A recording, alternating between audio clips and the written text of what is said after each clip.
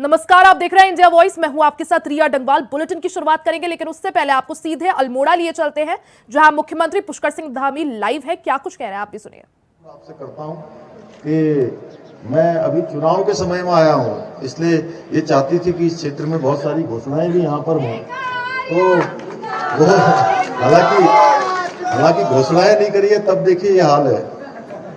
कितनी देर तक पढ़ रही थी अभी?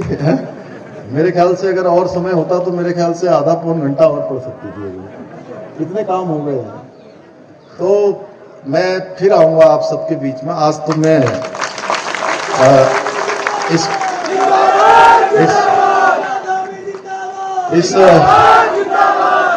इस मंच पर मौजूद और आप सबके बीच में से जिन्होंने इस क्षेत्र से अपनी राजनीति की शुरुआत करी, आप सब लोगों ने उनको जिला पंचायत में, विधानसभा में और लोकसभा में लगातार यहां से आपने प्रतिनिधित्व का अवसर दिया। आपने उनको अपना हमेशा आशीर्वाद दिया और इस बार मैं उनके समर्थन में और प्रधानमंत्री मोदी जी को तीसरी बार प्रधानमंत्री मांगने के लिए, आप सबका आशीर्वाद लेने के लिए, आप सबका वोट मांगने के लिए आप सबके बीच में आया हूं। आप सब जानते हैं कि बहुत सारे कामों को उन्होंने इस क्षेत्र में आगे बढ़ाया। अभी बहुत सारी सड़कों के बारे में जब वो बात कर रहे थे, तो उनका जुड़ाव इस क्षेत्र से कैसा रहा है, ये हम सब लोग महसूस कर सकते हैं, समझ सकते हैं कि खराब दिनों में भी जब विकास नहीं पहुंचा था, उस समय से लगातार विकास को आगे बढ़ाने का काम भारतीय जनता पार्टी की सरकारें बनी। देश में प्रधानमंत्री आदरणीय मोदी जी का कालखंड शुरू हुआ और बहुत सारे काम आगे बढ़े हैं। तो इन्होंने अल्मोड़ा पिथौरागढ़ लोकसभा के लिए निरंतर इस पूरी लोकसभा को आगे बढ़ाने के लिए काम किया है और निकट भविष्य में जो काम शुरू हुए हैं, जो काम आगे भविष्य में होने हैं, जो हमारी जरूरत है, आवश्यकताएं हैं और जो आगे आने वाले समय के लिए जो हमारे सामने जो चुनौतियां हैं, उन चुनौतियों का आकलन करते हुए हम सब लोग आज प्रधानमंत्री मोदी जी के मार्गदर्शन में और नेतृत्व में काम करते हैं, उनकी प्रेरणा से काम करते हैं। तो हमें आने वाले समय में, आने वाले 25 साल, आने वाले 50 साल, ये हमारे सामने क्या चुनौतियां होने वाली हैं। अभी आप आदि कैलाश की बात कर रहे थे। हमने उत्तराखंड में पिछली बार विधानसभा के चुनाव में ये संकल्प लिया था कि जिस प्रकार से आज चारधाम यात्रा चलती है, हमारे चार धाम जिस प्रकार से विकास की ओर आगे बढ़े हैं, जिस प्रकार से विकसित हुए हैं और चार धामों में तीर्थ यात्रियों की, दर्शन करने वालों की, श्रद्धालुओं की, आस्थावान लोगों की पूरे देश दुनिया से आज 56 लाख उपस्थिति हो गई है। पिछले एक साल की यात्रा में पहले साल 46 लाख थी और 2022 में 46 लाख थी, 2023 में वो बढ़कर 56 लाख हो गई। भाइयों बहनों, आगे चलकर ये तीर्थ यात्रियों की संख्या, श्रद्धालुओं की संख्या लगातार बढ़नी है। उसी की तर्ज पर हमने आप सबके समक्ष एक प्रस्ताव रखा था कि हम चार धाम की तर्ज पर हमारे पूरे कुमाऊं क्षेत्र में मानस खंड मंदिर माला मिशन लाएंगे, मानस खंड का सर्किट बनाएंगे सारे मंदिरों को मिलाकर। और मुझे आपको बताते हुए खुशी हो रही है कि उसमें हमने अपना काम कर लिया है, अपना काम शुरू कर दिया है। जो हमने 70 से भी अधिक मंदिरों को चिन्हित किया है, वो 70 से अधिक मंदिर आज उसमें से 16 मंदिरों पर काम शुरू हो गया है। यहीं आप जागेश्वर धाम जाएंगे तो आपको दिखाई देगा, ऐसे हमारे अनेक मंदिरों पर अब काम शुरू हो रहा है। आने वाले समय में चार धाम की तर्ज पर मानस खंड की यात्रा भी चलेगी। आने वाले समय में आदि कैलाश की यात्रा भी चलेगी। पार्वती कुंड जाने वालों की संख्या भी बढ़ेगी। आप देख रहे होंगे प्रधानमंत्री जी का जब आदि कैलाश का प्रवास हुआ, आदि कैलाश के उन्होंने दर्शन किए, गुंजी के दर्शन किए, उन्होंने पार्वती कुंड के दर्शन किए और हमारे जागेश्वर धाम के दर्शन किए। उसके बाद इस पूरे क्षेत्र में आज आदि कैलाश में जाने वालों की संख्या बढ़ गई है। लोगों का पूरे देश दुनिया के लोगों का रुझान बढ़ा है। इसी प्रकार से जागेश्वर धाम में मुझे अभी बता रहे थे, पिछले दिनों मैंने पूछा कि जागेश्वर धाम में क्या हो रहा है, तो बोले कि पहले तो केवल सावन मास में सावणी मेला लगता है, हम सब जानते हैं, उस समय में ज्यादा लोगों का आवागमन होता था, लेकिन अब वहां भी लगातार आवागमन हो रहा है। लगातार लोगों के आने जाने की संख्या बढ़ रही है। इसी प्रकार से जब हमारा ये मानसखंड का पूरा सर्किट बन जाएगा तो चारधाम यात्रा तो 6 महीने चलती है। आप अल्मोड़ा में चुनावी रैली को संबोधित करते हुए मुख्यमंत्री पुष्कर सिंह धामी को सुन रहे थे। वहीं अब बात खबरों की कर लेते हैं।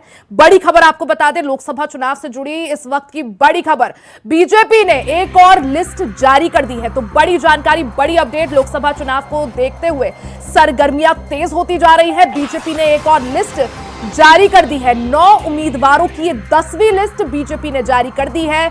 इसमें मैनपुरी से जयवीर ठाकुर को टिकट दिया गया है, कौशाम्बी से विनोद सोनकर को टिकट दिया गया है, वहीं फूलपुर से प्रवीण पटेल उम्मीदवार होंगे, इलाहाबाद से नीरज त्रिपाठी को भारतीय जनता पार्टी ने अपना प्रत्याशी बनाया है, वहीं गाजीपुर से पारसनाथ राय चुनाव लड़ेंगे, बलिया से नीरज शेखर उम्मीदवार होंगे, वहीं मछली शहर से बीजेपी ने बीपी सरोज को प्रत्याशी बनाया है और चंडीगढ़ से संजय टंडन को उम्मीदवार बनाया है। तो बड़ी खबर आपको बता रहे हैं, भारतीय जनता पार्टी ने अपनी 10वीं लिस्ट उम्मीदवारों की जारी कर दी है। इसमें 9 उम्मीदवारों के नाम शामिल हैं, जिसमें उत्तर प्रदेश से 7 सीटों पर प्रत्याशियों के नामों का ऐलान कर दिया गया है। इसमें सबसे ज्यादा चर्चित मैनपुरी की सीट, उस पर भारतीय जनता पार्टी ने सस्पेंस खत्म करते हुए कैबिनेट मंत्री जयवीर ठाकुर का नाम फाइनल कर दिया है, जयवीर ठाकुर को टिकट दे दिया है। वहीं कौशाम्बी की बात कर ले, कौशाम्बी से विनोद सोनकर को टिकट दिया गया है,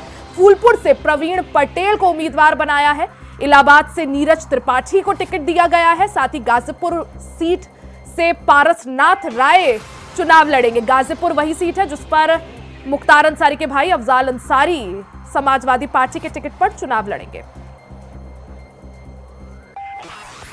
खबर पर ज्यादा जानकारी के लिए हमारे साथ प्रियम पाठक, हमारे ब्यूरो चीफ लखनऊ से लाइव जुड़ गए हैं।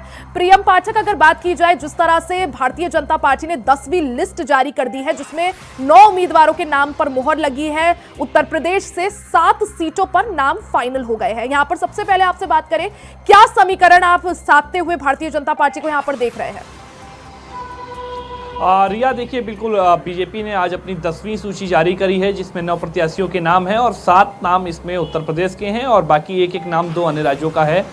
7 जो सीटें हैं, ये सभी 7 की 7 सीटें जो हैं काफ़ी हॉट सीट कह सकते हैं एक तरीके से मानी जा रही थी, चूंकि इन सभी 7 सीटों पर लोगों की निगाह थी कि इस पर से बीजेपी किन कैंडिडेट को मैदान में उतारेगी, चाहे वो प्रयागराज की सीट हो या फिर मैनपुरी की सीट हो, फूलपुर की सीट हो। ये वो सभी सीटें हैं जिस पर कहीं ना कहीं कांटे की टक्कर जो है वो देखने को मिल सकती है और इसीलिए इसका थोड़ा सा बीजेपी ने रुक के सीट पे जो है नाम की जो घोषणा है वो किया है। बलिया है, ये सभी सीटें हैं जो कहीं ना कहीं जिनमें बेहतरीन फाइट जो है वो देखने को मिलेगी, क्योंकि कई ऐसी सीटें हैं जहां पर एक तरफा माहौल देखने को मिल रहा है, लेकिन ये जो सीट्स हैं खास तौर पर अगर आप देखें तो मैनपुरी और बलिया ये और गाजीपुर, ये वो सीटें हैं जहां पर साफ तौर पर एक बेहतरीन फाइट जो है वो हमें देखने को मिल सकती है, क्योंकि इससे पहले भी अगर आप देखिए तो मैनपुरी की सीट पर अभी बाई इलेक्शन हुए थे। आपको रोक रही हूँ, अभी आऊंगी आपके पास एक बार फिर से वापस। तो बड़ी खबर बता दें, भारतीय जनता पार्टी ने 10वीं लिस्ट जो है जारी कर दी है।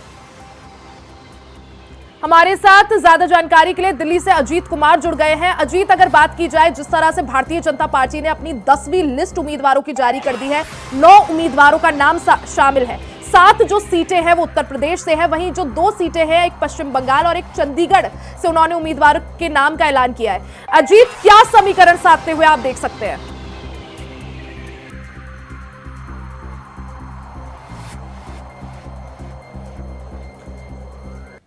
ठीक है, एक बार फिर से अजीत को जोड़ने की कोशिश करेंगे। प्रियम हमारे साथ लगातार बने हुए हैं,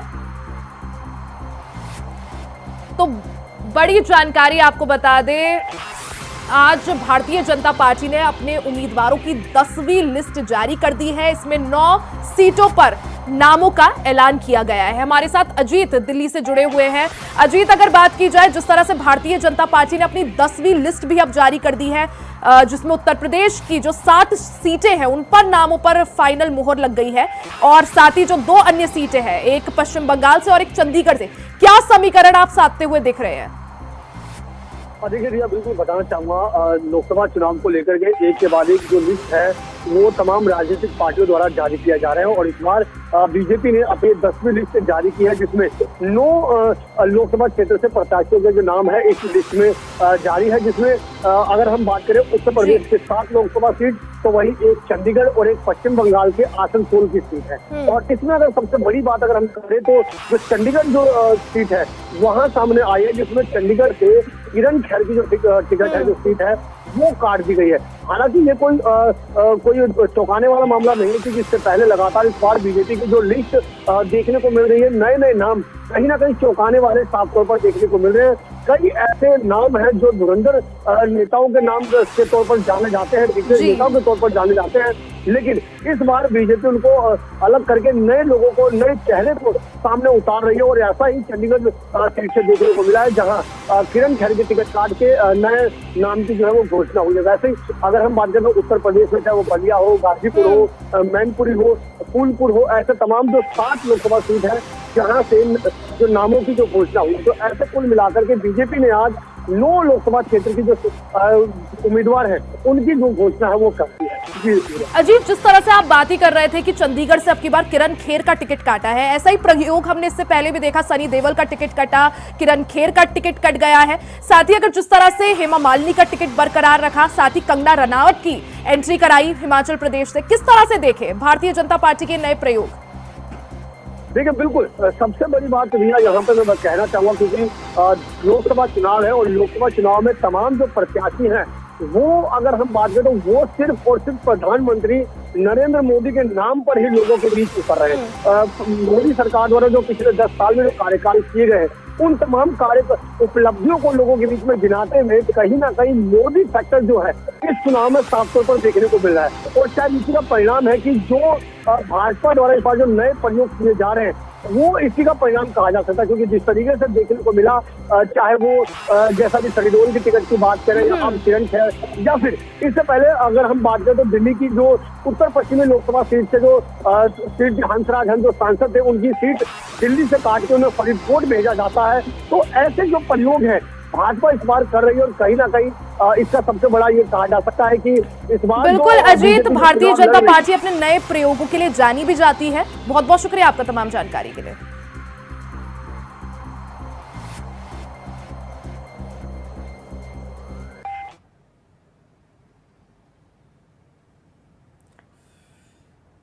तो भारतीय जनता पार्टी ने अपनी उम्मीदवारों की आज 10वीं लिस्ट भी जारी कर दी, जिसमें 9 उम्मीदवारों के नाम शामिल हैं। 7 जो उम्मीदवार हैं वो उत्तर प्रदेश से नाम सामने आए हैं। वहीं लोकसभा चुनाव से जुड़ी एक और बड़ी खबर आपको बता दें, समाजवादी पार्टी ने अपना घोषणा पत्र जारी कर दिया है। अखिलेश यादव की मौजूदगी में घोषणा पत्र लॉन्च किया गया। 2025 तक जातिगत जनगणना कराने की बात यहां पर अखिलेश यादव द्वारा की गई है। तो बड़ी खबर आपको बता दें, लोकसभा चुनाव को देखते हुए हलचल तेज होती जा रही है। इससे पहले हमने देखा किस तरह से कांग्रेस ने अपना घोषणा पत्र जारी किया। अब इसी कड़ी में समाजवादी पार्टी ने भी अपना घोषणा पत्र जारी कर दिया है। आज सपा प्रमुख अखिलेश यादव ने प्रेस कॉन्फ्रेंस करी, जिस दौरान उन्होंने अपना घोषणा पत्र जारी किया। इस घोषणा पत्र में कई सारी अहम बातें सामने आई है। साथ ही 2025 तक जातिगत जनगणना कराने की भी यहां पर बात अखिलेश यादव ने घोषणा पत्र में करी है। तो जातिगत जनगणना कराने का वादा घोषणा पत्र में समाजवादी पार्टी ने शामिल किया है। साथ ही महिलाओं को सरकारी नौकरियों में 33% आरक्षण देने की बात की गई है। साथ ही कई सारी जो घोषणाएं हैं वो इस घोषणा पत्र में शामिल की गई हैं। तो बड़ी खबर आपको बता दें, समाजवादी पार्टी ने अपना घोषणा पत्र आज जारी कर दिया है। इसी दौरान अखिलेश यादव भी इस दौरान मौजूद रहे। तस्वीरें आपको दिखा रहे हैं, अब से कुछ देर पहले की तस्वीरें हैं जब अखिलेश यादव ने प्रेस कॉन्फ्रेंस की थी। प्रेस कॉन्फ्रेंस कर घोषणा पत्र जारी किया। और इसको हम लोगों ने कहा है कि जनता का मांग पत्र, हमारा अधिकार, जिसमें मुख्य रूप से, क्योंकि मैं बहुत डिटेल में नहीं जाऊंगा क्योंकि ये विजन डॉक्यूमेंट है, इसलिए जो मुख्य रूप से बातें रखी हैं इसके अंदर, इस जनता के मांग पत्र में, वो सबसे पहले संविधान बचाने का अधिकार, लोकतंत्र की रक्षा का अधिकार, मीडिया की आजादी का अधिकार, लोकतांत्रिक संस्थाओं की स्वतंत्रता एवं स्वायत्तता का अधिकार, न्याय और समानता का अधिकार, सामाजिक न्याय का अधिकार। और जहां सामाजिक न्याय के अधिकार की जब हम बात करें तो वो देश के विकास के लिए जरूरी है, देश की खुशहाली के लिए जरूरी है, सबको साथ लेकर के चलने के लिए जरूरी है। और जब हम इंक्लूसिव डेवलपमेंट की बात करें तो सामाजिक न्याय के बिना इंक्लूसिव डेवलपमेंट कैसा। इसलिए देश के विकास की धुरी है जाति जनगणना, जो जरूरी है। रोटी का अधिकार, महंगाई से निजात पाने का अधिकार, गरीबी से बाहर निकालने का अधिकार, सुरक्षित वातावरण में जीने का अधिकार, जातिवादी टिप्पणी से मुक्ति का अधिकार, गड्ढे मुक्त सड़कों पर चलने का अधिकार, 24 घंटे बिजली की आपूर्ति पाने का अधिकार, गरीब को भी उच्च श्रेणी की शिक्षा पाने का अधिकार हो, बेहतर स्वास्थ्य सेवा पाने का अधिकार, बेहतर सार्वजनिक परिवहन पाने का अधिकार, खेल प्रतिभाओं को निखारने के लिए आवश्यक संसाधन पाने का अधिकार, सुविधा से एफआईआर दर्ज कराने का अधिकार। और जहां सामाजिक न्याय की बात कही गई है, वहीं ये विजन डॉक्यूमेंट इस बात को कहता है कि जाति जनगणना में देर नहीं होनी चाहिए। इसके लिए 2025 तक जाति आधारित जनगणना कराएंगे। इसके आधार पर 2029 तक सबको न्याय एवं हिस्सेदारी सुनिश्चित की जा सके। किसान कल्याण को लेकर के दुग्ध सहित सभी फसलों के लिए एमएसपी की गणना स्वामीनाथन फार्मूले के तहत हो, और जो फार्मूला दिया गया है C2 उसी के तहत किसानों को एमएसपी मिले। इसके अधिकार की बात ये विजन डॉक्यूमेंट करता है। इस देश के किसानों ने बहुत आंदोलन चलाया। पंजाब, हरियाणा, उत्तर प्रदेश या देश के कोने कोने से आए हुए किसानों ने समय समय पर सरकार से एमएसपी की मांग की, लेकिन इस सरकार ने हमेशा उन्हें अपनी ताकत से वापस करने का काम किया। समाजवादी पार्टी इस बात को मानती है कि किसानों को एमएसपी दिया जाए। बिना एमएसपी के उनकी खुशहाली के रास्ते पे लाना संभव नहीं है। इसके लिए कानूनी गारंटी के रूप में सभी किसानों को एमएसपी उपलब्ध कराने का काम समाजवादी सरकार या समाजवादी लोग जब कभी सरकार में होंगे उसको लेकर के करेंगे। इसी के साथ इस बुलेटिन में फिलहाल के लिए सिर्फ इतना ही। खबरों का सिलसिला जारी रहेगा, बने रहे हमारे साथ।